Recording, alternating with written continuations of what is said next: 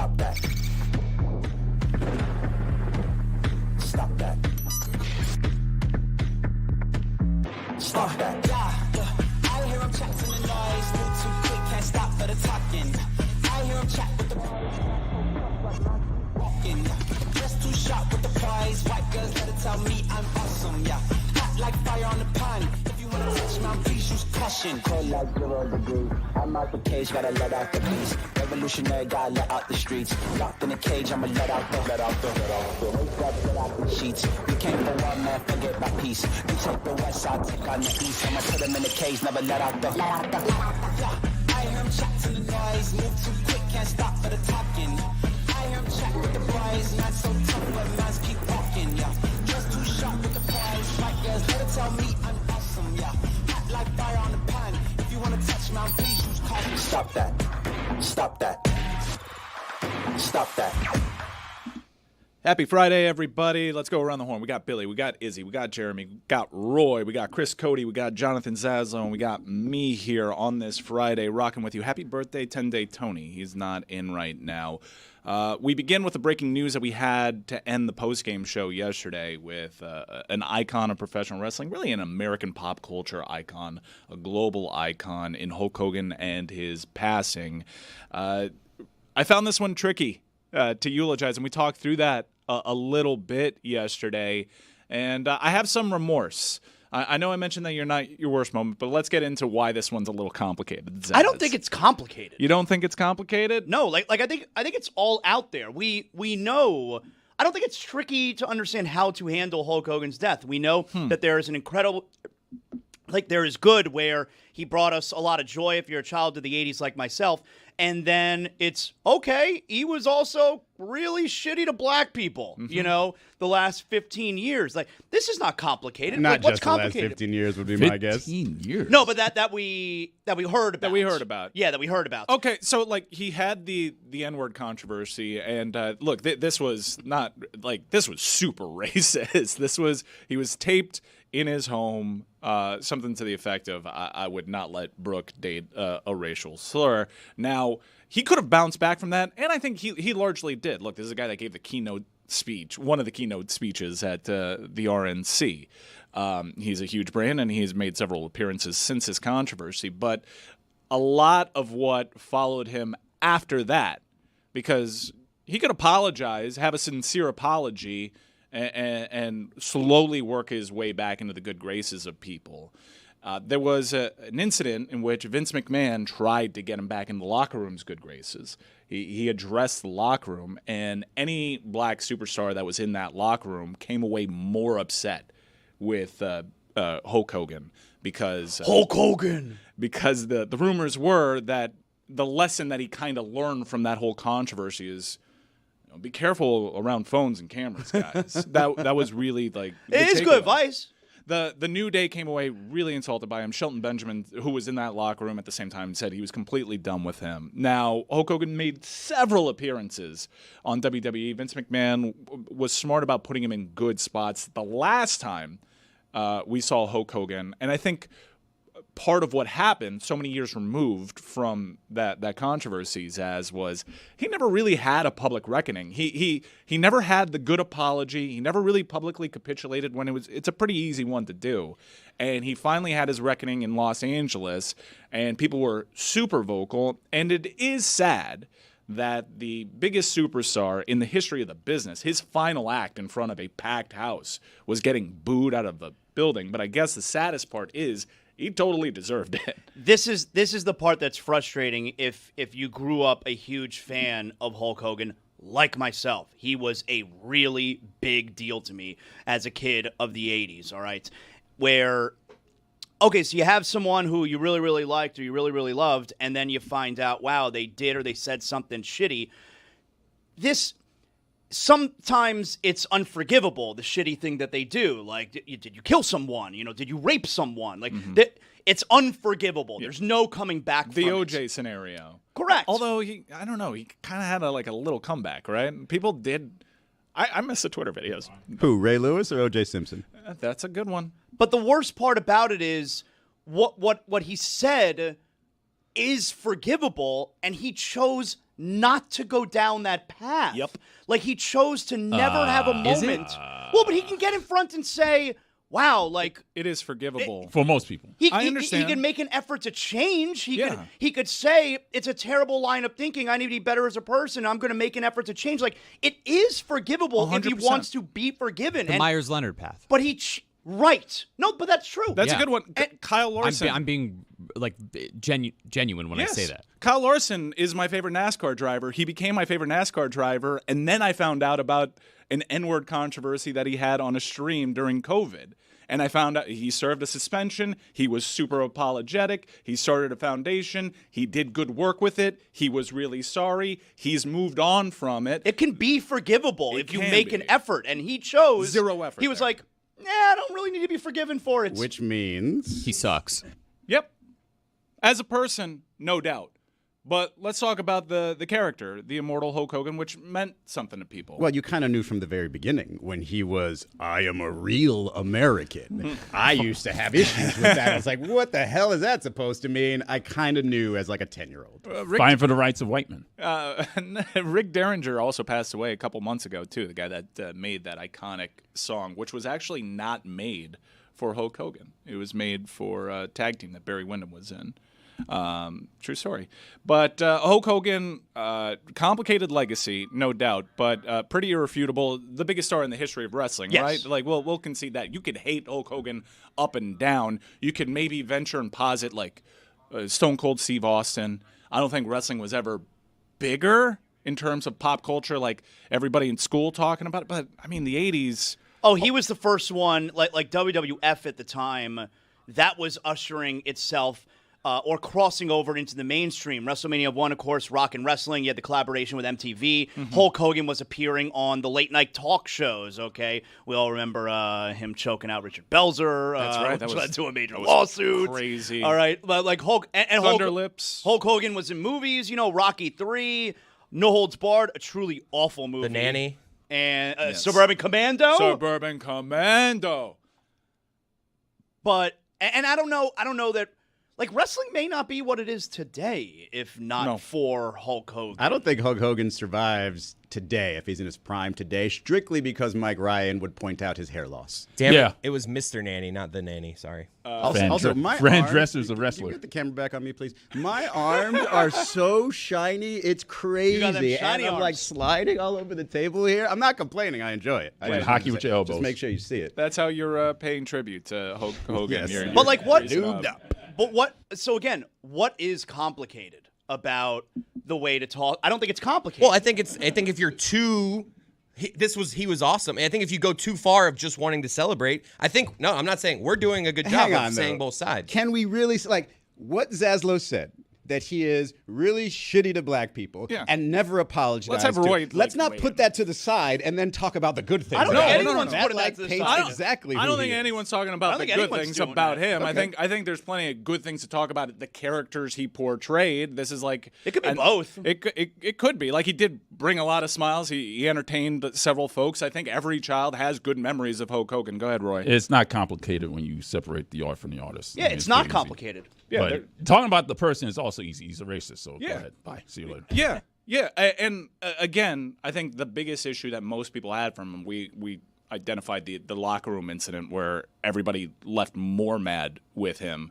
It's really crazy. Like, why couldn't he just apologize? He never Because he gave, sucked. He sucked Like, as a even if person. He was a bad guy. Even if he you didn't know? mean it, why couldn't he apologize? It's weird, very weird. It's weird. But there are a couple of reasons why I don't know if Hulk Hogan could make it today. The hairline, as you identified, is one. One of the best promos of all guys of all time, if not in terms of quotable, iconic, getting able to move units. And there was get you to go to no town. there was no wrestler, and there never will be a professional wrestler who connected and understood the pro wrestling audience the way he did. That is great. That is right on the money. I think maybe The Rock and Stone Cold Steve Austin have an argument there, but I think it's clear in a way Hulk Hogan. But the main reason why I don't think Hulk Hogan would make it today is I put together a top 5 list. I put together a couple top 5 lists, but I put Love together lists. a top 5 list of his best matches of all time. That's tough, man. You can get 3 easily. I don't know how you get to 5, man. It was tough. As tough as it was, I do have an OLI. So here are the top 5 Hulk Hogan professional wrestling matches. OLI, low-key one of my favorite matches of all time because of the selling from Shawn Michaels. SummerSlam 2005, Shawn Michaels versus Hulk Hogan. Hulk Hogan famously did not want to do jobs for anybody. He did not want to lose in the ring. And the plan was for Shawn to get over on one, for it to be a trilogy, and Hulk Hogan ultimately to go over. Hulk Hogan didn't want to give Shawn one of them. So after months of frustration trying to book this match and get some offense in, Shawn Michaels just takes a huge dump on the entire thing and oversells the entire match. Like completely ridiculous. Yeah, the gets whole punched in the match. face and does like 3 back Like rolls. Ric Flair style? Yeah, no, Like it's stand no, up. No. Fall down. So No, watch no, it clips. wasn't that. It Watch wasn't that. clips. I of do want to. I'm 2005. intrigued by it now. Shawn Michaels just rebels against the entire construct and decides, you know what? Screw you. I'm going to oversell and make this a circus. Like Hogan must have just been mother effing him the whole match, right? Like what are you? You're making me look like an idiot. Hogan is confused in the match. You could see it Has on to his be. face at Shawn Michaels selling. Shawn Michaels is one of my favorite wrestlers of all time, and that match really sticks out. All right, number 5, perhaps not the greatest in-ring competition, no doubt, not the most entertaining match, but certainly one of the most important matches in pro wrestling history. WrestleMania 3 against Andre the Giant is number 5. I mean, Because of one move? that's where I became a fan, a lifelong fan of pro wrestling. I was 6 years old. It's the most important moment. It's a terrible match, all right? It really is. Like, the fact that it's number 5 on your best Hogan matches shows you it's a terrible match. But it's the most important match, and it's the biggest moment in the history of pro wrestling. Hulk Hogan body slamming Andre, 90,000 plus Pontiac Silverdome. I was 6 years old. I couldn't wait. Like, I see these pictures, like these promos for Hulk Hogan and Andre the Giant. I don't know what this, like I'm 6 years old. I don't know what this is, this pro wrestling, but this is for me. Like I like this. In terms of sports moments that changed you, it's that and then the Kachuk trade? Or what do we... Yeah, and then probably coming, maybe? Shaq arriving. Okay. I mean, he came in on the big diesel truck. He had the water gun. The body slam on Andre the Giant, and it was reputed he'd never been body slammed and he'd never been beaten. That was all Vince Neither McMahon. true. Neither true. No, he'd been body slammed and beaten several times over. I mean, it's a true passing of the torch. I mean, Andre the Giant putting over Hulk Hogan. No, it was great. It was great booking. It was a great build, and people left there happy. And it's basically a one-move match, but it's an iconic match for several. It really got wrestling into another stratosphere and got it to where it is today. Probably, I don't know if that match doesn't deliver and people don't leave that building happy. I don't know where wrestling is today. So let's go to number 4. This one's actually a fun match and a pretty good real-life rivalry because they had sued each other. He had left WWF. They had their personal beef. So the build to this was fun, and the payoff was good, too. A good street fight. WrestleMania 19 against Vince McMahon. Safeco Field. They put their bodies on the line. They tapped into some extreme rules. It was fun. Match against the chairmans in your top 5 of all time. It shows you how bad this dude was in the ring. He was not a good wrestler. I told you, getting to 5 is tough with him. Yeah. Number 3, now we get into some genuinely good matches, good storytelling in the ring. And this was, in terms of build, my favorite Hulk Hogan build for a payoff. And there's something on this list. Like, Hulk Hogan is a big game player because they're all WrestleMania matches from here on out. There was one OLI on SummerSlam, but the rest of the list, all WrestleMania matches. WrestleMania 5, Mega Powers Collide, Macho Man Randy Savage He versus had Hulk lust Hogan. in his eyes. Oh, Elizabeth. Fighting over Miss Elizabeth. Lust. Macho Man Randy Savage, one of the few people that can match Hulk Hogan's crazy on the mic. Performance enhancers, no doubt, in several respects. Macho Man was a beloved babyface, formed the Mega Powers. They break up, Lust in Your Eyes over Miss Elizabeth. A year-long storyline, a full year. It ended up being more than a year, but up to that point, a year-long storyline. It's a truly great match. Macho was just so good. It's a great match. Classic build. Number 2, this might actually be there. 2 of my first memories. My parents divorced when I was 2. I have a memory of my dad living in the house and me sitting behind his rocking chair. My second memory is looking at a full-page ad for WrestleMania 6, Hulk Hogan versus the Ultimate Warrior in Toronto. This match delivered, and those are two dudes that cannot work. Champion versus champion. Title for title. It's the ultimate challenge. It's WrestleMania. Who's that? That was Vince McMahon. Okay. Another great person. But Jack, Man, I thought I grew up a wrestling fan, and then I hear you two talk about it. I'm like, I was behind. Some real scumbags in wrestling, I think, is what we're finding out here. Oh yeah. yeah. What? What No happened with way. the rocking chair? It's my memory. I have a memory of my dad sipping out of a coffee mug that my abuela Juana still has somewhere that says Michael. He was reading the newspaper, and You were how old? I had to have been 2 because my parents divorced when I was 2. I had to have been. You That's have a my- memory from 2 years So old? do I. What? Yep, I tell people this all the time, and Two? that's why I was curious with Mike, because there's just one image of me sitting on like a rolled up rug. If it was a rocking chair, I'd be like, that's weird. You Nah. both have rocking chair things. It was me sitting on a rolled up rug, and the room was empty, and to my left was an entire mirrored wall. So I saw like the picture of myself on that thing, and to my right was a thing of windows. And I like remember, I don't know, some point in my childhood, and or maybe adolescence, I asked my mom about that image, and she was like, "Yeah, that sounds like the first house when we moved in here. When we moved in South Florida after you were born." Wow. All right, I want everybody's first memory. All right, so get to work on that. We'll get to everybody's first memory in a little bit. And then number 1, this one is obvious. This one is easy. Ironically enough, the top 2 matches in Hulk Hogan's career both happened at a WrestleMania in Toronto. WrestleMania 18. Icon yes. versus Legend, the Rock versus Hulk Hogan, and this is a legit incredible match. Some good stuff in the ring. The Rock kind of carries them a little bit, but the storytelling and the way that the crowd, it was a weird double turn. The Rock came in as a babyface. Hogan came back to the WWF as several years removed, comes back as Hollywood Hogan. The NWO is pretty much DOA, and the Toronto crowd just decided, screw your plans. We have an affinity for Hulk Hogan, the Hulkster, and we're going to get behind him. And the crowd starts cheering for Hulk Hogan in the match. It's electric. They both Ultimate Showmen know how to read the crowd. The face-off in the middle of the ring as everyone in Skydome is going bonkers. If you watch one Hulk Hogan match, it has to be this one. It's one of the great moments in the history of pro wrestling. It's one of the great crowds in the history of pro wrestling. I remember watching it. I think I was 21 years old, WrestleMania 18. I remember watching it, and all right, the match is starting, and this is Hollywood Hulk Hogan. He's a real piece of shit in the ring and outside the ring. I mean, he drove a semi-truck into The Rock's car the week before. He literally tried to kill Rock, all right? Asshole. So obviously, I'm rooting for The Rock. And you would think that that's going to be the case. And then they lock up to start the match, and Hogan throws Rock into the turnbuckle, and he does his, not Hollywood Hogan poses, he does his Hulk Hogan poses. And Hulk Hogan had not been in a WWE ring in like 8 years. And this is Skydome in Toronto. And he's doing the Hulk poses, and the crowd is going bananas. Yep. And I'm watching, I'm like, whoa. I'm cheering for Hulk Hogan now. That's Hulk Hogan. That's not Hollywood Hulk Hogan. And the way the story goes, like, they weren't expecting that to be the case. And Hulk actually says to Rock in the middle, early on in the match, when they see the crowd reaction, Hulk says, "Do you want me to fix this?" And Rock says yes.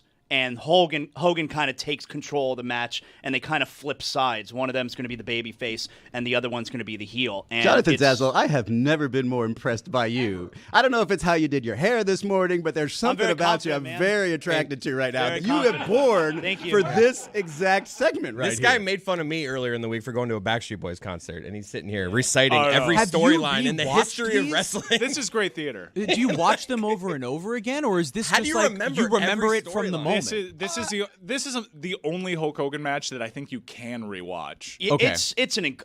I've seen this one many times, and I've seen one WrestleMania 6 against Warrior many times as well. Top 2. Many times. Yeah. Like you sit down and rewatch the whole WrestleMania, or just like, you know what, I want to No, see no, just the match. Hulk and Warrior today. No, not the whole thing. Not It was the whole thing. that WrestleMania is really funny because there were matches that had to follow that, and the crowd was dead. Yeah. Absolutely dead. Because It's a tremendous. If it you're a brought the house fan, down. it's such a great experience, that match. It's honestly one of the top 10 matches of all time.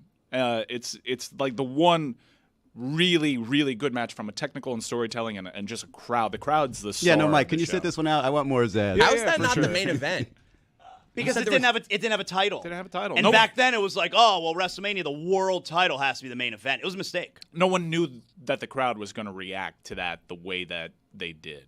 And it is what is most remembered. And it was a pretty good WrestleMania, mostly because of that match, but that match really, really sticks out. WrestleMania 6? No, WrestleMania 6 Look, was Israel's Ultimate Warrior. smitten with me right now. Look, I'm very confident. I got to tell you. I got 2 words for you, Zaz. Go on. Yesterday was a weird day for me, right? Because I'm doing ESPN radio yesterday, and the news of Hogan's passing breaks like 5 minutes before we're going on the air. And I'm probably, to my horn, but I'm probably the guy that you want on ESPN radio when Hulk Hogan passes away. So that was a great coincidence. I've waited my whole life for this moment. And that's right. And for, if you would have told 9-year-old Jonathan Zaslow, you're going to be the one who breaks the news about Hulk Hogan on ESPN. Like, that's crazy. Wow, that is wild. That's crazy. So I was sad yesterday because if you're a child of the 80s, and this is going to happen as we get older, our childhood heroes are going to pass away. And this was kind of like the first one of those for me. And so it's kind of a weird experience. Billy, what was your first ever memory?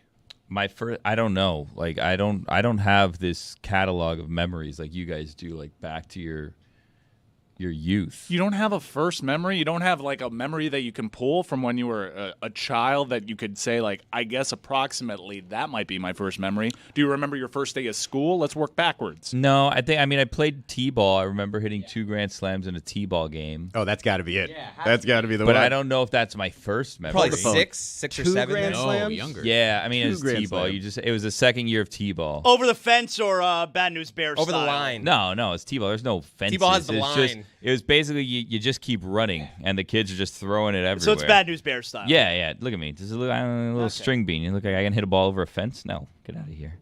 Jeremy, what was your first memory? I think, because I'm trying to go back to as far as I can, I think it's watching Mark McGuire hit like a 550-foot home run at then Pro Player Stadium in 1999. 2 I would out have of been the 4 3 years first old. memories back here, baseball No, related. I'm about to do Interesting. the same thing. Oh my God. Being at the first Marlins game ever, 93, I'd be 6. So that's a memory. And then I remember falling off of like those little like red and yellow toy cars you had as a kid. I was like climbing on top of it, and I fell onto Oh, like, the my, yellow hood, yeah, the yellow red hood, body. the exact Yeah. car. I fell off. I was like climbing Everyone on top had of that. it, and I fell onto like my parents' like Chattahoochee and like cut my forehead or What's something. a Chattahoochee? I thought thought that it was was like a place. river. Yeah. What's a Chattahoochee? It gets hotter than a there's a- hoochie coochie. I think there's my dad used to call it that. Well, what is it? Just It's tell like me what these it like is. little like pebble rocks. Like I think your dad just made a name for it. Yeah. Really? I'm think on this. so. I'm gonna look this up. Chattahoochee Rock. Yeah. So it's a rock? It's just like a bunch of little. It's like a ground. It's like Yeah, it's gravel. like gravel, pebbles, I'm learning something. Yeah, and I fell, and I have to text my mom how old I was for that. That might have been before Marlon, but those are my 2 first memories: falling off the red car and bleeding and being like rushed inside, and then Marlon's first game ever, 93. And for those skeptics who say you probably just looked at a photograph of when you were 2 years old, That's what I would no, say. we You went through the definitely did. entire house. Nobody's taking a photograph of just blank room Yeah, with people the take baby random sitting in the photographs. middle of it. No. Yeah, that's not what a photographs were. Back in the day, you just like, we have 8 of these.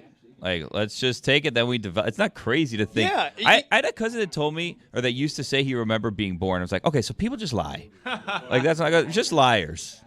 You just yeah. remember sitting down on a thing and looking in a mirror. That's it. I think you saw a photograph. Israel, you think it's unreasonable for someone to see a baby sitting in a room and say, let's take a picture? In, let's say, what was this, maybe 1980, 1979, my parents moving stuff around. You're going to say, hey, stop, honey. Let me go get the disposable camera, which my family did not have disposable cameras sitting around. My dad was not a techie. Like, if you go through our old family photos, there's not a ton, especially not of me. Not a ton of pictures. Maybe Definitely you were didn't doing see a something photo. cute right before, and then they took the photo, and you no longer were doing something cute. So it's just like the after cute photo. Then why couldn't we find the photo? Went through every single family photo we've ever had. Couldn't find it. I'm telling you. I It's not believe a you, thing. Izzy. I believe you're I'm making with Zaz. You're I'm full skeptical. of shit. Yeah, Zaz thinks you're a liar. As someone Zaz else likes said Hulk Hogan. that Yeah, he is a notable fan of racists. Yeah. that's unfair. He did say, not a big deal. Totally fair.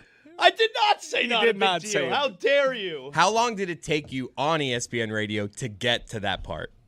The racism? Yeah. Oh, no. Well, that's why I said I don't think it's complicated to discuss this. Like, I got to it right away. Okay, good. You know, I think that's important, though. I just think if you do 10 minutes before you get to it, I do think it's a little. No. Can I buck up against, like, it's not complicated when, like, inside of your first 3 sentences, you're talking about how the dude said an N-word and never Right. really gave a formal apology? I think that's a tricky one. Right, Zaz, that's the part that's a little weird because you're just like, this is so simple. Why is anybody? It's like he did some terrible things. I think- didn't No, apologize. but Seems easy to me. But why? Yeah, why is that complicated? Like, Well, it depends. Did you announce it this way? Noted racist Hulk Hogan dies at age something something? I think the question is, the debate is, how much do you want to praise a guy that is that? That's a tricky part. That's exactly the thing. Right, but Chris he's Cody. but that's what he's saying. That's not complicated, and that I is think complicated. you do both.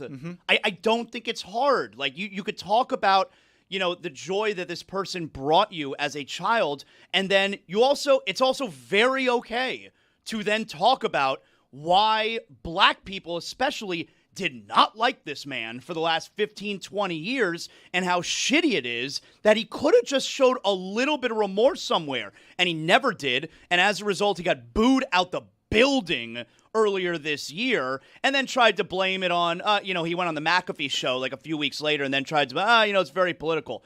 No, it's not. Like, there are other pro wrestlers who are right-wing, who support Donald Trump, and they don't get booed out the building when they appear. Maybe that had something to do with it, but it's because of things that you've said in the past, and you chose not to acknowledge it. The Undertaker was on that very same card, came out to a Kid Rock song. Yeah. The guy wears 9-line shirts. Undertaker loves Trump. Loves him, and he got a huge ovation there. And I think really the most frustrating, sad part, and the one that is probably most damning on his character, is that there was a large part of that wrestling audience that was ready to forgive him. You listen to people that were in that locker room, particularly the black wrestlers. They were there. They were going to hear him out. Now, Vince McMahon told him to be there, but he did so poorly that they doubled down, and they were like, to hell with this guy. Listen, brothers. Listen, brother. Brother's right there for you. Roy, what's your first memory? Just walking to kindergarten. That's it. Like what, to the school bus, from the school No, bus? into the building. Hello, school. Everybody remembers their first day of school, or no? Billy, do you remember your first day of kindergarten? I don't know. Wow, that's unfortunate. I remember my first day of kindergarten. I remember a day in kindergarten where I peed myself. Yeah, because I'm very Peeing much. your pants is cool. I'm very much a rules person, Stevens. right? Follow the rules. I got there and they peeing told yourself us is not a that wasn't that's very. against That the wasn't rules. a very specific rule. What was the rule is don't interrupt during what was it, morning announcements or something. And so we're all in the middle. We're all like, what is it? How do you sit with your legs crossed? That it's not Crisscross offensive? applesauce? Crisscross applesauce. Yeah. We're all sitting there crisscross applesauce, and I really needed to go. But I'm just like, she said never to interrupt. So I'm just like, she was almost done. And now it's just like, and then when she was done, I was like, I got to go. I wet my pants. She's like, why didn't you say anything? I said, you told us not to say anything. And then she, called my mom and I got some new shorts. Rough first impression. You were 34 years old. There it is. Yeah. I think that my first memory, actually, now that I think about it, is a dream that I had when I was a little kid. That's- No, that because doesn't it's- count. I've been Not told true. the story, so it's a You've weird been told one. the story about your dream. No, so this is a weird one because I can remember the dream totally. And the reason it's something I've been told about is it sent my mom down this weird numerology path and spirituality that was very interesting. But what it was Your mom's is a kook? a little bit. I love her. But I had this dream and I had it back-to-back nights where I was sleeping in my house and I got up and it was the middle of the night and I walked down the hallway and walking in through the door to the garage was Billy the Marlin. And That's scary, I end up Terrifying. terrifying, right? But I end up like hanging out with Billy the Marlin Dang and it. we're like I don't know, we're playing baseball together, whatever. And then the baseball? next night, well, yeah, I still am obsessed with baseball. But the next night, I had the same dream, but with this random, like, adult who I did not recognize, but felt like family.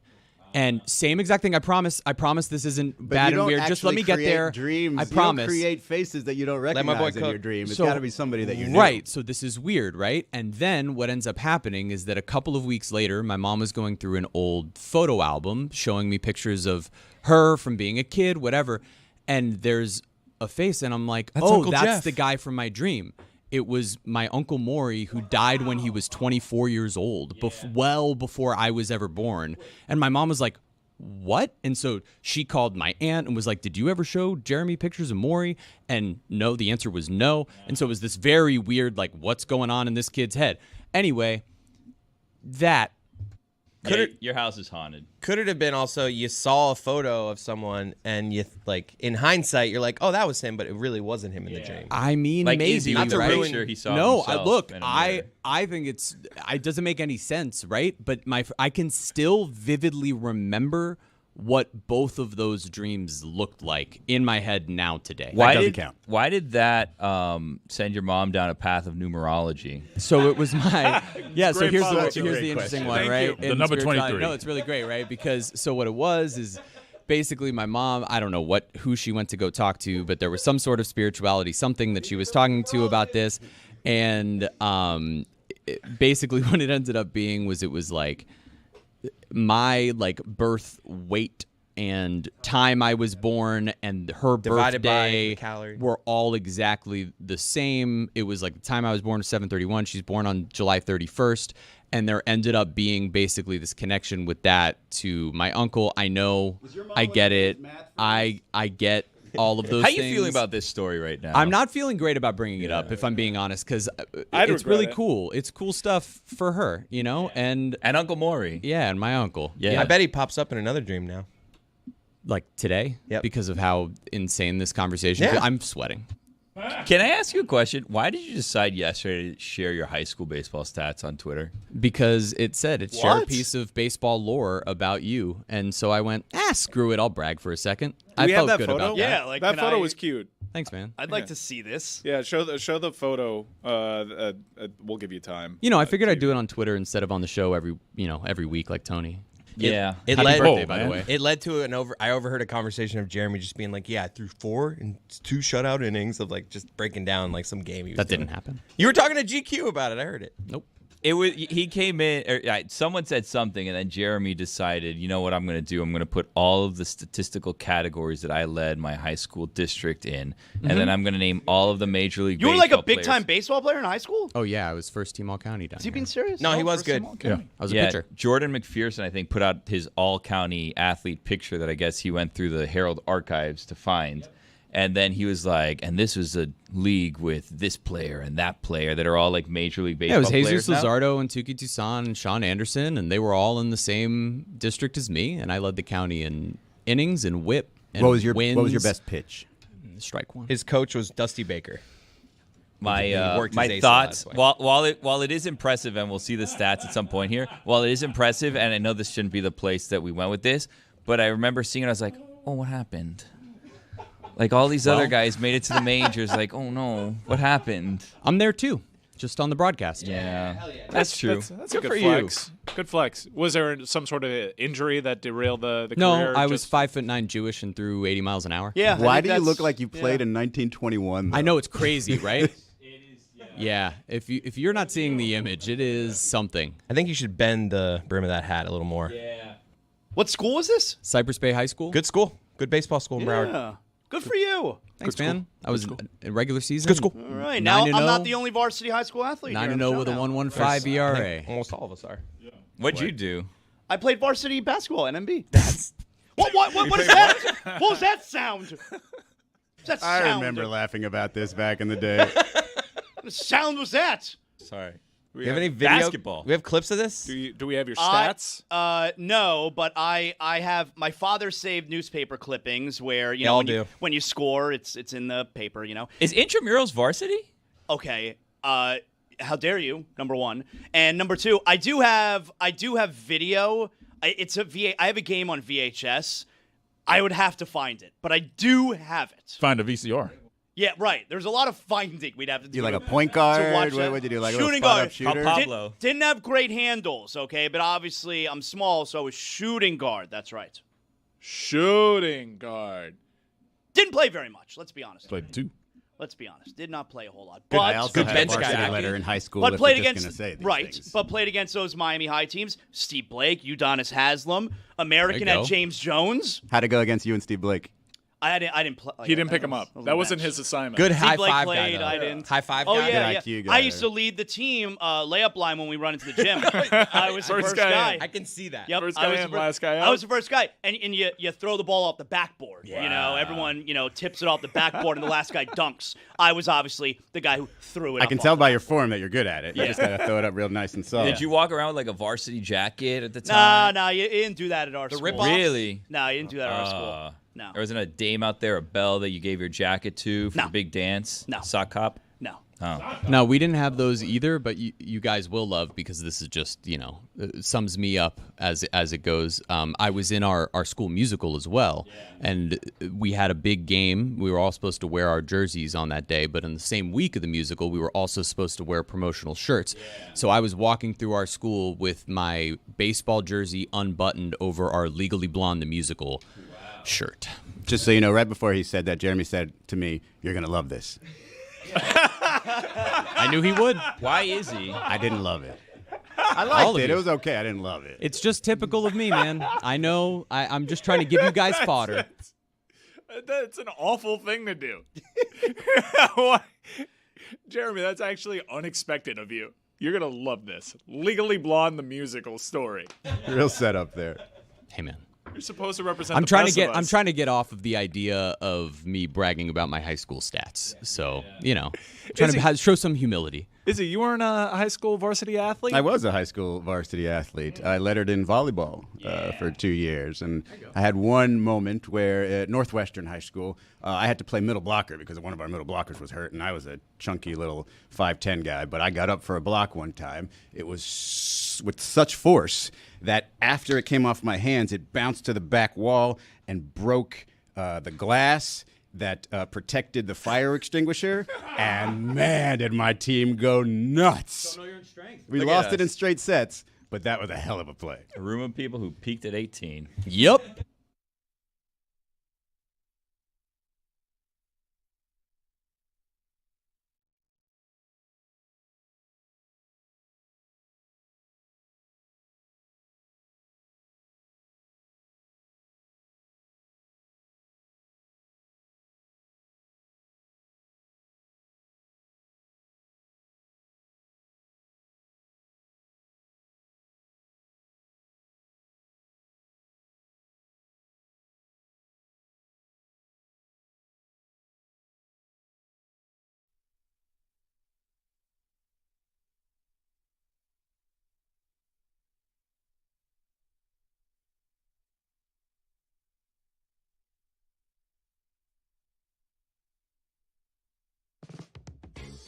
This is Juju. He's got a new show. Welcome back. The Alley Oop has returned. How many damn jerseys do you have? It's about basketball, hoops, and hoopers. I'm trying to get us away from calling him the Joker because the other nickname on his page is Big Honey. And I just think Big Honey is a way better nickname. Now, Don Staley and them girls back at it again. And she gonna pull up Prada down, Chanel, Gucci, Louis. It don't even matter. Them Auburn Tigers, bro. Them boys 35 years old each player.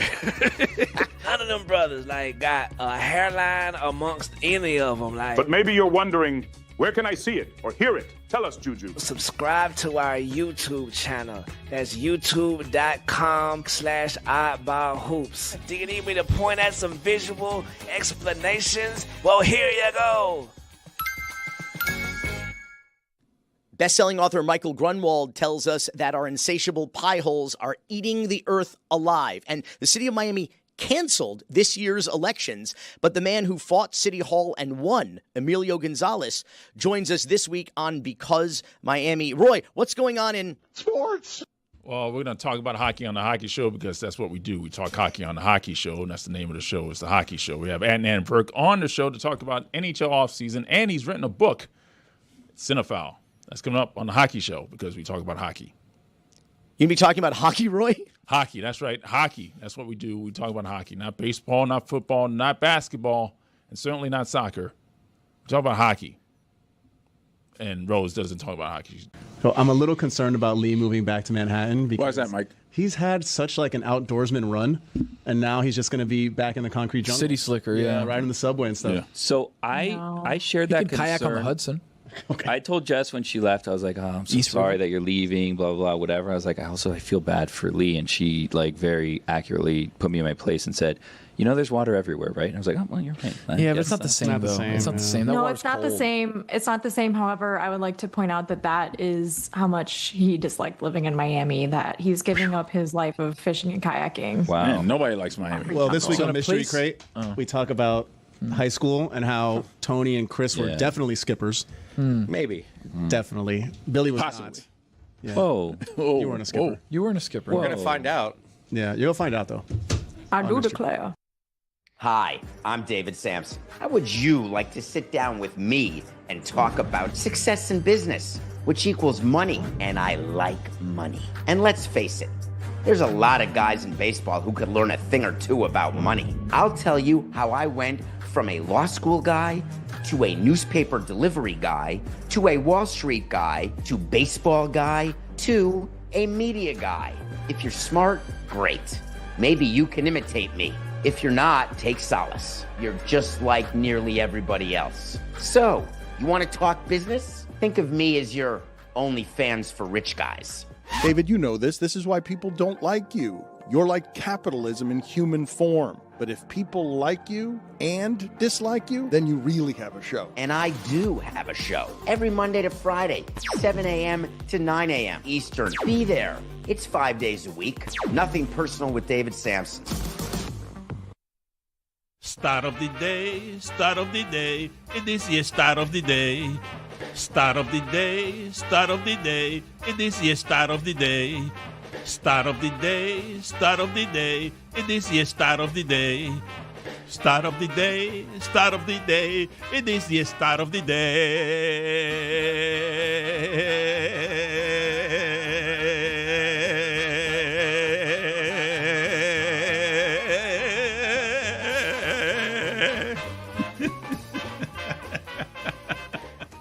We have two stats of the day, and they are presented both by Miller Lite.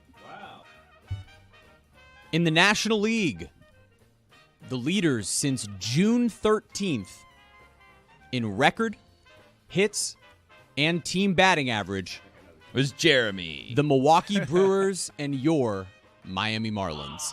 They square off this weekend in Miami. In Milwaukee. Hey, was that a big trade that happened in the in the MLB? Josh yesterday? Naylor? Josh Naylor. It's certainly helpful for the Mariners. They needed a bat. The rumor is that they could still go after Eugenio Suarez, who's also from the Diamondbacks, in a separate trade. But it's a big enough deal because it gets the ball rolling toward the deadline. So now you could see some trades happen over the weekend. Josh Naylor, Soda's Drinker's Body? Naylor. Barely know her. He's trimmed down some. Has he? Yeah, has I he? associate him as Well, being that's actually why a Soda plump drinker. first baseman. If Hulk he was Hogan. plump, Hulk Hogan. I always thought AJ Burnett had a soda drinker's body. That's a good one that's for a not a bad skinny one. guy. Oh, no. You know what I'm noticing with we did it with yeah. Travis Barker? Tattoos. Tattoos Convey soda. Well, for they skinny also people. help you look a little bit more fit too. Because Travis Barker, I think most people would think that he's a little bit more fit because of the tattoo.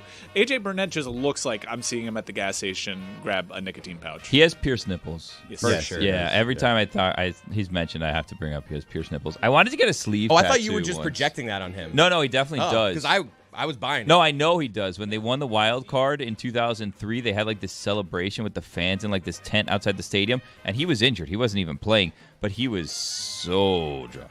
I remember. And he had his shirt off. He was spinning around his Yeah. head, and I remember as a kid, I was like, "They pierced those?" He called me ugly once. I don't really get it. He called What? you ugly Why would he do that? to your I don't know. face. Maybe I was ugly back then. But like, why would he just saw you like, yo, that dude's ugly? I don't remember the exact reference. I just remember it forever. Hold on a second. How do you remember when you were 2 sitting in front of a mirror, but you don't remember why AJ Burnett called you ugly? I mean, those are little details. I forget a lot of things. Were you having an ugly day? I mean, I don't know. That's for He other just people walked to up and judge. like, ugly. Right. I mean, I ugly, was a beat ugly writer that's goose. probably gotten really comfortable with me being around, and he probably said something about the ugly kid. I don't know. It's a rough thing to say. I feel like there's more to this. Well, okay, then I will describe why I think AJ Burnett had a soda drinker's body, because to me, you have a soda drinker's body if you're like skinny. You guys said skinny fat. I don't think it's necessarily skinny fat. I think it's a combination of tiny pouch belly, and then no ass at all. Roy said Hulk And AJ Hogan Burnett had randomly. Like, Let's get to this second stat that we have, which is, of course, presented by Miller Lite. Hulk Hogan yesterday died 10 years to the day of him making that racist rant. Whoa! Yep, to the day. Yeah. WWE announced the very same day that they were cutting ties with him because he got pretty whitewashed from history, and then it took like several years for him to get back. He was always whitewashed. Hey, I've got one more Hulk Hogan top 5. Oh, this one was a lot easier to come up with than the matches because he was not good in ring. This is the top 5 Hulk Hogan rivals. Isn't it amazing where you could say the greatest and most important wrestler of all time, not good in the wrestling ring? No. Not good at all. Not good at all. OLI. This rivalry was exactly what Hulk Hogan needed for his career because Hulkamania was about to cease running wild. But then you had the Gulf War happen, and Vince McMahon had the inspired idea to have Sergeant Slaughter become a turncoat and become pro-Iraq. Sergeant Slaughter gets the belt from Ultimate Warrior, who won it from Hulk Hogan. I was there for that. It was at the Miami Arena at the Royal Rumble, and then a pretty good build, and not a bad match, by the way. There was blood in this match, the WrestleMania payoff between Hulk Hogan and Sergeant Slaughter, but OLI Sergeant Slaughter.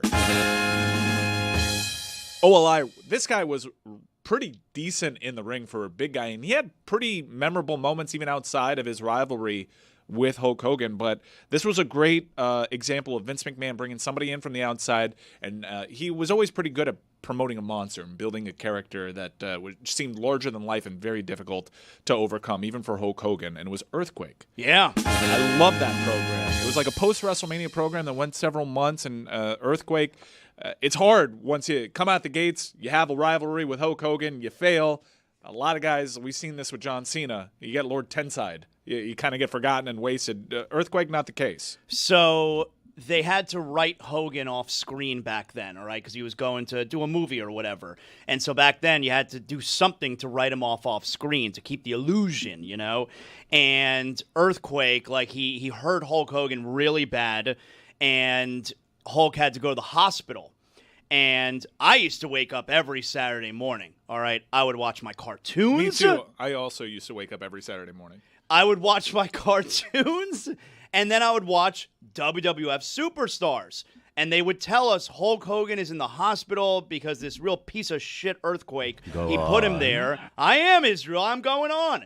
And they put up an address on the screen where you can write to the Hulkster in the hospital. Oh, no. You could write him a letter. I'm 9 years old at this time, all right? Now, little did I know. What'd you say? Little did I know they want you to write a letter because then they get your mailing address and they could send you stuff in the mail to order merchandise and all of that. The old data pool. That's right. It was a gimmick to get my parents' address. Did you say, Hulk, thank you for fighting for the rights of every man? White man. And so I wrote the Hulkster. I was 9 years old. This is crazy. I wrote the Hulkster, all right? I wrote him a heartfelt letter. He's in the hospital. I was so sad that Hulk is hurt. And that's not it, because a month or two later, whatever it was, I got a postcard from the Hulkster.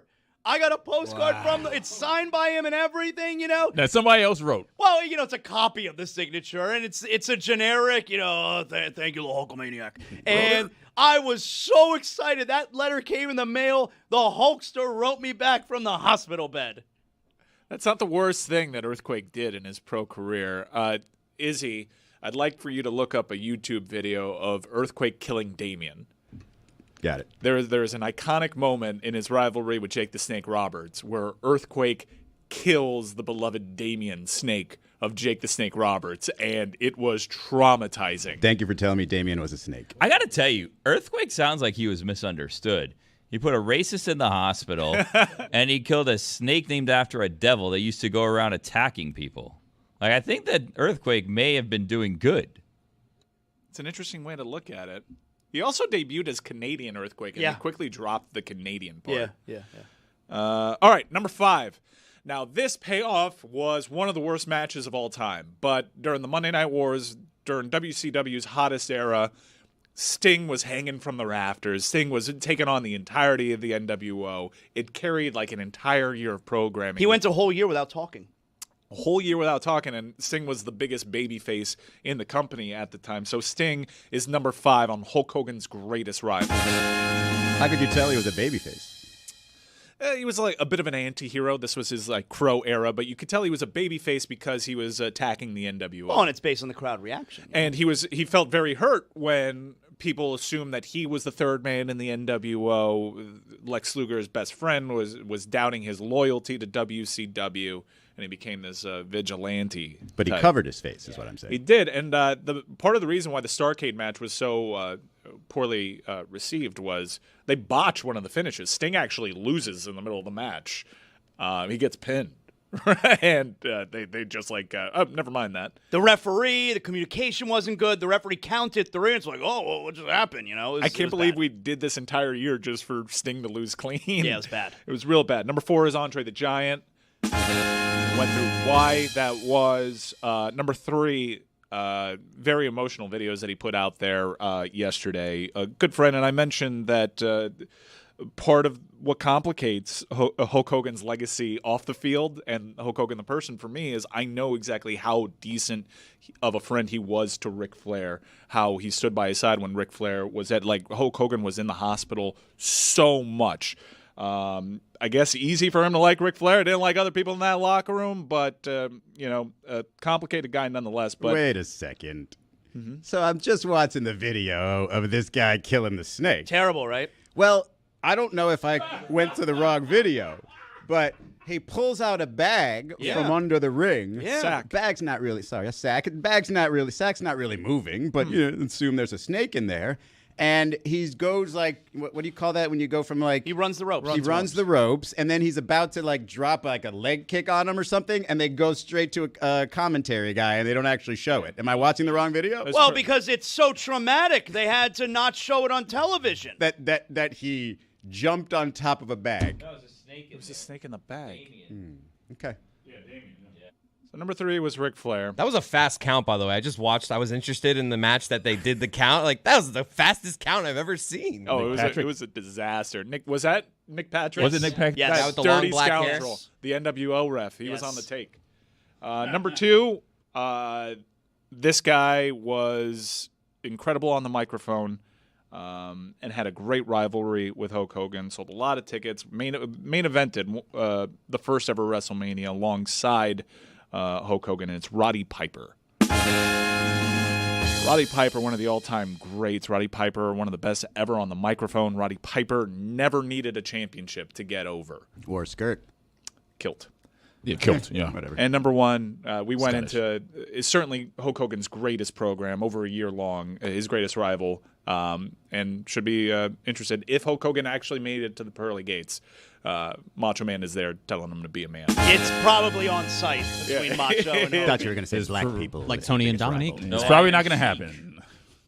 All right, big movie weekend. We'll see how big of a hit Happy Gilmore 2 is. Oh, I can't wait to watch Netflix. this tonight. That's tonight. We had Bobin on the show. It's on already. You can watch it right now. I thought about getting up this morning and watching it before work just to have, because it came out at 3 a.m. You got to, set the scene in your house. You don't want to rush to watch it. That's the thing, is that then you get into, the whole thing. I get into a thing with my wife where, if then we go on Netflix, there she'll be like, oh, Happy Gilmore 2's out. And then it's like, I woke up and I watched it at 5:30 this morning, so I'd watch it before work. So then do I, pretend I didn't? Do I watch it again? And I was like, you know what?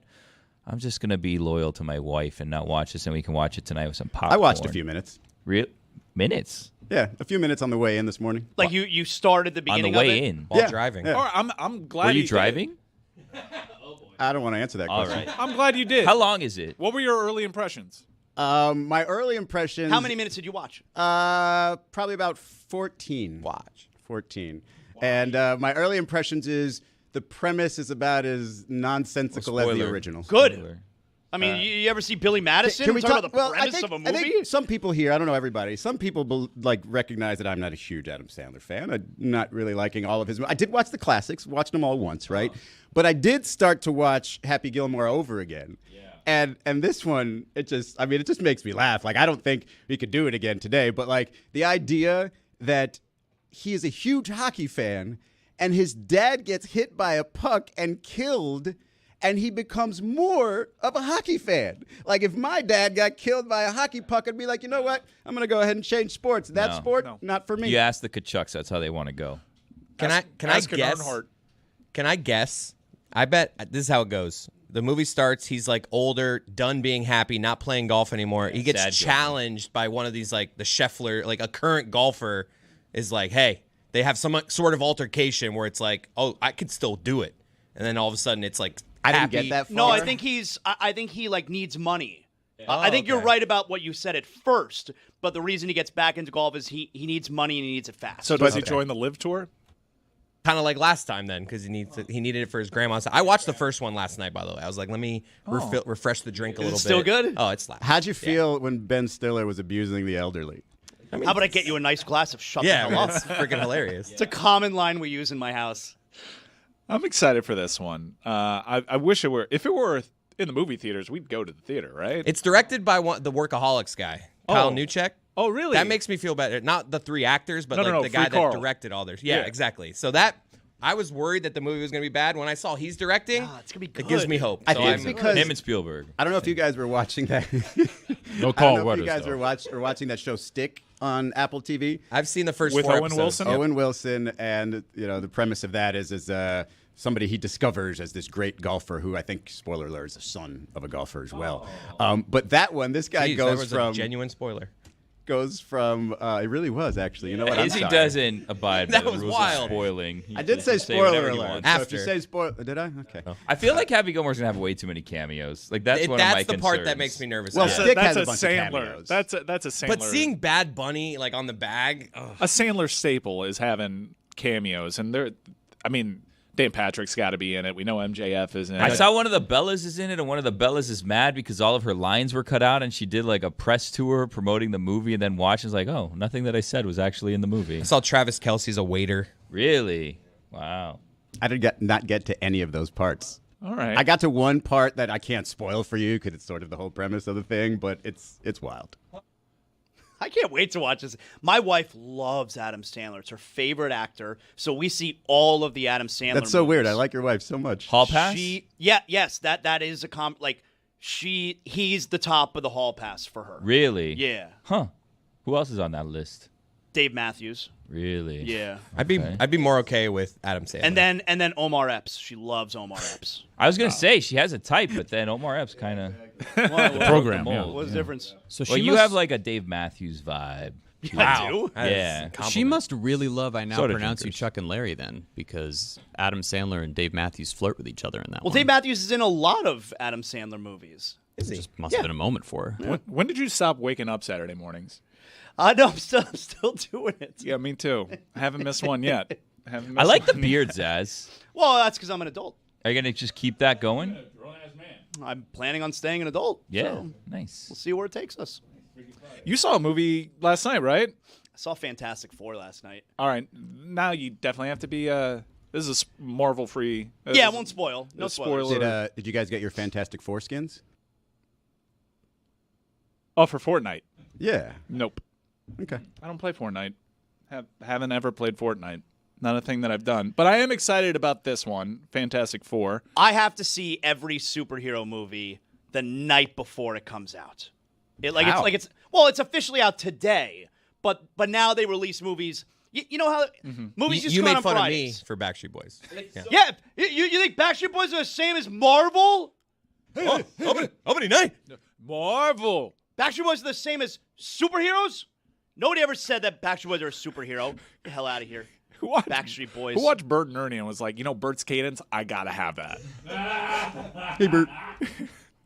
So I saw Fantastic Four last night, which is great. Okay, no spoilers. Again, it's a great movie. But here's really what I took away from the movie. Okay, so you know how before movies there are trailers, right? Trailer. They show previews of other movies. All right, you know about these, right, Israel? Yes. And I used to go to the movies with you all the time, babe. Oh, Israel and I, we used to do matinee dates. He used to go see the Saw movies with Mates. me. That's right. The That's two my of you mate. just would go in the middle of the day to see Saw movies? Middle of the day, Billy. Middle of the day. Was Why? that post-morning show? Ah, that's Because, Yeah, what it was. probably. because Zaslow asked me on a date. Yeah. And I said, you know what, Zaz? Absolutely. I didn't do the popcorn trick though. Thought Hall about pass? it, didn't do it.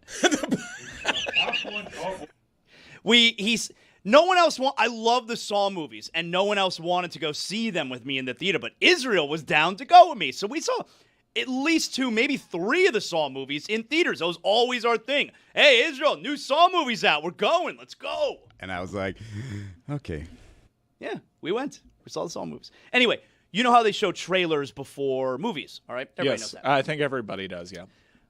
Is it weird that at my age right now, to be afraid of a movie, like a horror movie, to actually be scared of a movie? Because they showed a trailer for this movie yesterday, and I've seen trailers for it before, and I'm interested in seeing it. I love horror movies. Can I guess? Me and my boys go to see all the good horror movies. Yes, you can guess it. Can I guess the trailer? Yeah. Weapons. Yup.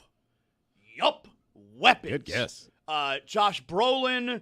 What's her name? Garner. Julia Garner, who's actually Silver Surfer in Fantastic Four. She's still married to Mark Foster the People? I don't know. I don't keep track of that stuff. And so, this movie, Weapons, I'm going to see it because I have to know what is making these kids run away from the homes. And this movie scares me. I got a trick for you. If you're willing, Zaz, if you're willing to watch the movie at home, if you got a little home theater set up in the mansion? Sorry. If you've got a home theater, the easy way to not lose your life when you're watching these horror movies, throw on the captions, man. Those things are great spoilers. I watched Sinners in a home theater in Orlando at some rental house, and I was like, I don't know if I want to watch it there. I don't really like scary Is Sinners movies. scary? And I was I haven't like, seen you know it what? yet. It's great. And I put on the captions because everybody in my family has to watch shows with captions now. And I was like, wow, nice little spoiler alert right before the jump scare. I get to read it. Oh. I don't do Love Island with captions because it says who's getting eliminated before I go you like see this. It. Yeah. But you like have to block do- Hold your vision? hand up. Yeah, I Kelly, put my 'cause the hand name- up. I go like this, and then I don't see the name. There's always a big dramatic, and the person leaving the Yeah. island is. It's always a little and early. then you always see Go the like- go name like before this, they actually say it. and then you're good. Yeah. Why not just not have the That's- captions? I have do to the use same captions thing as for Love Billy. Island That's UK, though. Billy? I'm literally doing. I'm like, Kids, I don't want to see kids it. are sleeping. Kids love to sleep at their worst times. Well, you mentioned the Saw movies, and I don't know if you saw So this. is it weird, by the way, that I'm going to see it? But Yeah, I'm 'cause it's not scared. real. It's Not not the real. most weird thing about you. Yeah, you got other things going on. Hollywood OLA. Reporter put out a top 25 best horror movies of the 21st century list, and I saw this list, and it is a dreadful list. So let's go through it real quick. Number 25, maybe some people haven't heard of this movie. It's Timothy Chalamet. It's a movie about cannibalism, Love bones that and movie. all. Really good. I really enjoyed that movie. All right, so it's not. It's one of the only movies I've seen on this list, actually. So I don't I've- even know if I'd call it a horror movie because Really? it's cannibalism, but like that's a different thing than your standard horror movie, right? Well, there's a few movies on this list. It's and I'm almost like, romantic. I'm this not so movie. sure that that's a horror movie, so we can get through it. But I'm glad we have someone here that saw bones and all. I did like that movie. All right, that was number 25. Number 24 is a movie I didn't like one bit. I think it's the worst A24 movie out. Talk to Me. Oh, that's a good movie. I didn't like it. That movie's violent. It is violent, but I didn't like it. Usually I can trust A24. That was like the first time I'm like, this does not bang for me. Number 23. The opening scene in that movie's crazy. Number 23 is really good. A Quiet Place. Yeah. Number 22 is a movie I have not seen. Has anyone seen Under the Shadow? I don't even know what that is. All right, no one. Number 21, another movie I haven't seen, His House. I haven't seen it either. Number 20, I have seen Sam Raimi movie, Drag Me to Hell. That's a good movie. Solid movie. Number 19 is another movie that I saw. It's actually about STDs. That's what the It is. But It Follows. Great movie. And number 18 is Presence. Haven't seen that one. Number 17 is really good. Yep. The Invisible Man. That was a solid flick. You would call that a horror movie? I think it's just more like suspense. Invisible Man. The Invisible Man is a classic Universal Studios monster. That's a good movie. So, number 16, huge box office hit, Sinners, available on streaming now. Number 15, I haven't seen Saint Maud. Number 14, people saw The Sixth Sense and they were like, what if we get another movie with ghosts and a twist? And that was Nicole Kidman's The Others. I saw that. You like it? Yeah, it's fine. I wouldn't have it this high on the list. Number 13, great movie. I guess it's a horror movie, although I wouldn't necessarily. I guess it's a vampire. Nosferatu. Pretty solid. Number 12. We talked about this briefly before. You didn't like Us? No, I didn't like Us. Jordan And I like the Jordan Not Peele like movies. Us. I like the Jordan Peele movies. The ending, the twist in the end was cool, but otherwise I didn't really care for the movie. Number 11, The Witch. I love this movie. Robert Eggers, who did Nosferatu as well. One of my two favorite contemporary directors. They both have done movies in horror. The Witch is fantastic. The lead in The Witch is actually in Fantastic Four. He plays Galactus. Great voice. Oh, okay. Number 10. This was my biggest problem. This movie's crazy. This was my biggest problem with this list. Hereditary might be the greatest horror movie That ever movie made. is crazy. Ari Aster, a brilliant director. I like to talk about the film Eddington because Pedro Pascal has 2 films out at the box office right now, and I saw Eddington last week. He's been getting some work lately. Good buzz around that guy. I'll tell you about my Eddington story in a little bit, but Hereditary was one of the few films that made me like stand up and go, "What the?" It has one of the most shocking horror scenes ever. Yes, it's me and my brilliant. son are looking at it and go, holy shit. There's a couple of scenes in that where you're just like, oh my. Yeah, that movie's wild. God, Ari Aster is a wizard. Any list that has Hereditary behind The Conjuring is a crackpot. Conjuring's good. Conjuring's a good movie, though. Yeah, but it's not Hereditary. Hereditary is really terrifying. Hereditary should be number 1. Conjuring is number 9. Pan's Labyrinth, I don't think is a horror whatsoever. Is that the one with David Bowie? No, that's Labyrinth. Oh, those are different? No, Okay. Roy said it's a kid's movie. No. I said everybody thought it was a kid's movie. So parents are taking their kids to see this movie, and it was a disaster. I'll tell you, one of my favorite films of the 21st century, a brilliant film by Guillermo del Toro, stunning, practical effects. It is kind of like a fairy tale, one of the greatest, most terrifying villains in cinematic history. Not a horror movie. Not even a suspense. Like, this girl goes through this labyrinth, and there are creatures that I guess look scary, but I did not get horror movie vibes. Nah, there's one scene of body horror, and the guy getting hit with the club. Yeah, there's plenty of movies with body horror in it that don't qualify for this list. Just a weird one. I haven't seen Train to Busan. That's number 7. Number 6, 28 Days Later. I haven't gotten around to 28 Years Later yet, Zaz. I haven't either. I've seen the first 2 of those movies, like them both a lot, have not gotten to 28 Years Later. Number 5, straight up hated this movie, The Host. What was that one again? It was a Japanese film, and there was a sea monster. I saw it. It had so much hype, and I was like, this movie sucks. Number 4 is a movie that I've heard really good things about, just haven't gotten around to it, The Babadook.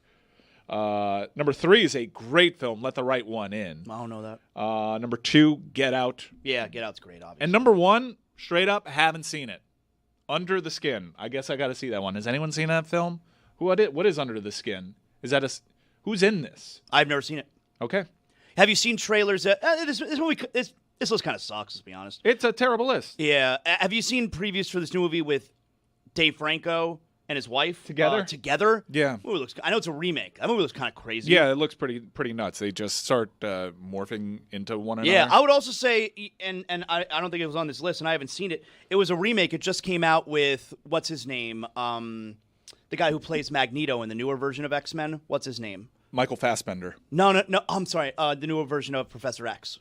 He's a good actor. That guy. Yeah. He was in Split. Yeah, James McAvoy. Yeah, there's a new movie that just came out with him where like they terrorize this family. Yeah, I saw that movie. What's that called? I That should be on this list. Yeah, that should be on this list. I forgot the name of it, but how about Smile? You guys see Smile? I have not seen Smile. That movie's awesome. I put together a list of movies that should have been on this list. Barbarian? The Descent should have been on this yes, list. Descent is scary. The Mist should have been on this list.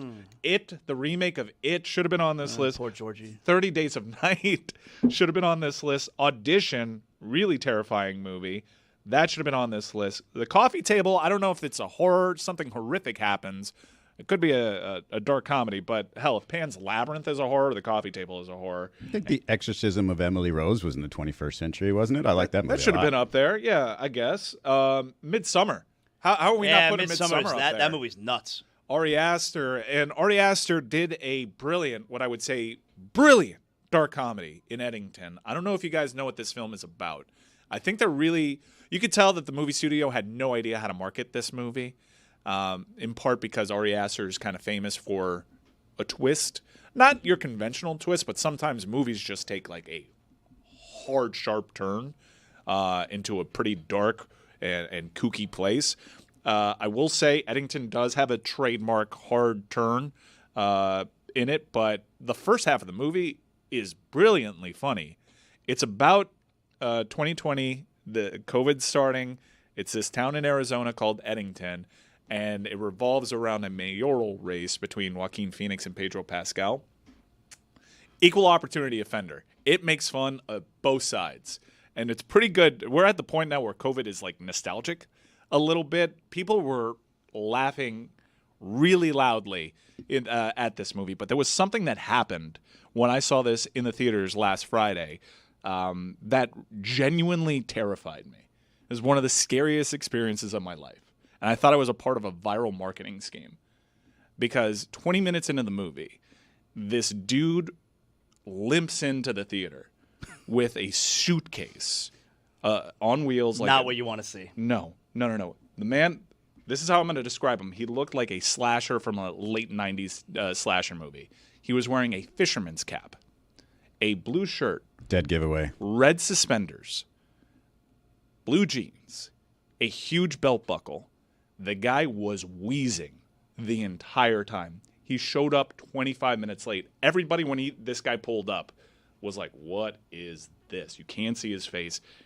And he's like wheezing during the movie. It's a movie about COVID, and you're wondering, like, is this a setup? What is going on? Anytime a dude walks in with a suitcase at a movie theater, you're like, I don't need to tell you where your mind starts going.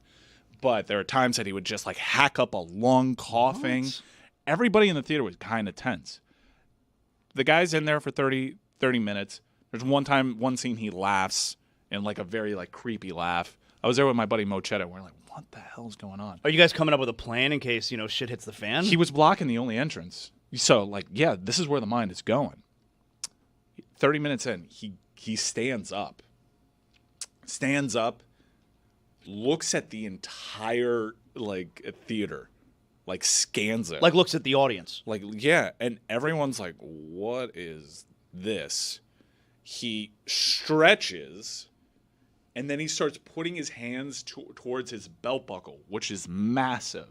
I swear to God, right then and there, I'm formulating a plan with Mochetta, and he like lets out like this weird raspy sigh, and then there is so much tension. Nobody is saying anything. No, we're all freaking scared. Number one, we're in a movie theater, but the movie is happening right now. Movie's happening. This is during a scene with Austin Butler, who has a bit part in the movie, and like I guess it was like a key part of dialogue, but no one's watching at this point. Everybody's locked in on Fisherman from I Know What You Did Last Summer. Like it's crazy, and then he starts making a move to the suitcase. But he does a full rotation because he was on a standalone handicap seat. He does a full rotation around the seat, and then he grabs his suitcase, and then he slowly walks out of the theater, and you can hear the wheels squeaking as he was doing it. I was so scared. Did you get any answers? He goes out of he goes into the entrance because it's stadium seating, so he goes out of the picture, but you hear the wheels still squeaking, and everyone in the theater is like, I'm going to be real with you. Everyone's like trying to listen out for a clip at that point. But he just left. He was just in the theater for 30 minutes. You think he lives in the theater? Very creepy. So there's no answer to this. I thought it was like a viral marketing stunt at first because he was coughing so much. I thought like, oh, this is a COVID thing. He looked like that would be my first guess. Is an unhoused person found his way into the crevices of a movie theater? Because I don't know if you know this, but those things are gigantic, and it's just sort of working his way through movie theaters during movies. And if it happens to be a horror movie, hey, I'm going to scare the shit out of these people. But it wasn't a horror movie.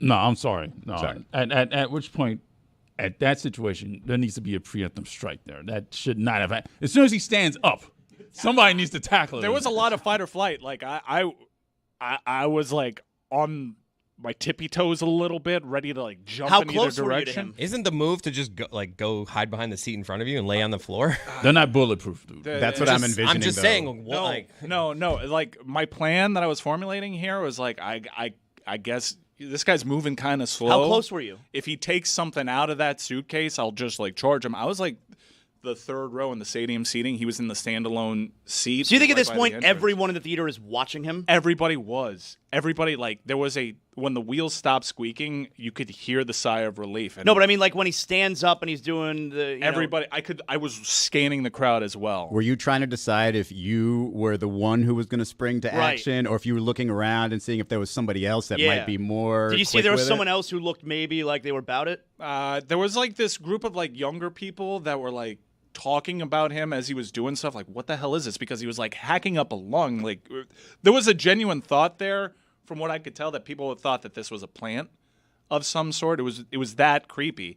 After we left the theater, I was looking to see if I could see him. No one saw him, and it was one of those things. After the movie theater, people were like talking about the movie, and we're saying like, what was up with that guy? I thought I talked to this other group. I'm like, did you think he had something? They absolutely thought he had something with him. It's terrifying. I don't like that story. No, it's a bad story. Christian Wilkins got cut by the Raiders yesterday. Yeah. Now, that was one that the Dolphins fans were sad to see go. I think, I know, and I've seen people trying to take like should we be saying sorry to Chris Greer? I mean, the injury, he got injured, and it was nothing that could have been projected.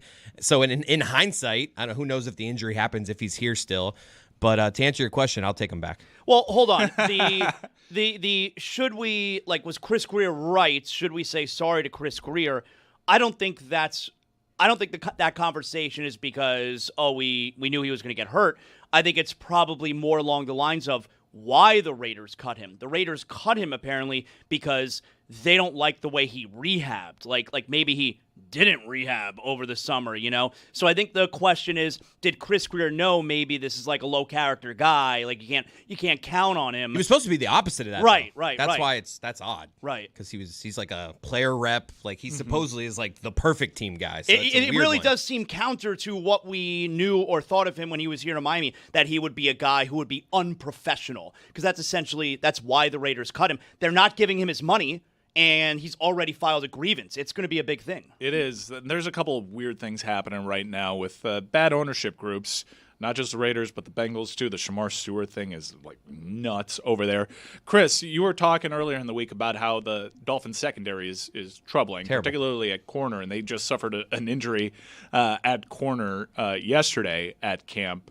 Was that, like, the main headline from camp, or was there something else that tickled your fancy? The main headline is them getting out there of, like, culture changes. Like, they've been running sprints. The offensive line were running sprints the other day because they had some pre-snap penalties. Mike McDaniel was reported by Dave Hyde yesterday, seen on the field. They don't hear what he's saying, but just gathering the group and pointing. And so, I think they're just trying to get out there the vibe of a culture change. That feels performative. It does. To me. And this is a terrible start to training camp.